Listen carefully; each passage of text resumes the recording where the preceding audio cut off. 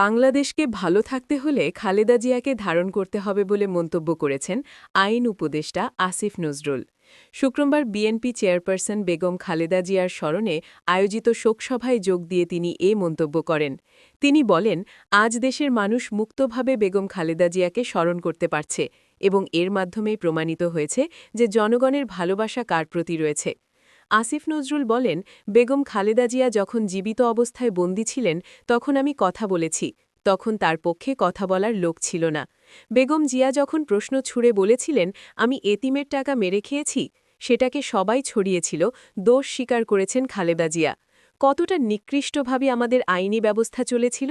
তখন আমরা এ রায়ের বিরুদ্ধে বিবৃতি লিখে দাঁড়ে দাঁড়ে ঘুরেছি, কিন্তু আমরা ছিলাম মাত্র ৪ জন, তাই ৪ জনের বিবৃতি তো সাপোর্ট দেবে না।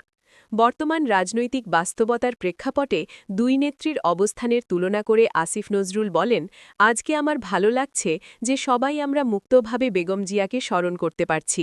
এজন্যই এক নেত্রীর ঠাঁই হয়েছে মানুষের হৃদয়ে আর একজনের ঠাঁই হয়েছে দেশের বাহিরে। দেশের সামগ্রিক কল্যাণে বেগম খালেদা জিয়ার আদর্শ ধারণ করার ওপর গুরুত্বারোপ করে আইন উপদেষ্টা বলেন, যদি বাংলাদেশকে ভালো থাকতে হয় তবে বেগম জিয়াকে ধারণ করতে হবে। বাংলাদেশকে ভালো থাকতে হলে বেগম জিয়াকে ধারণ করতে হবে।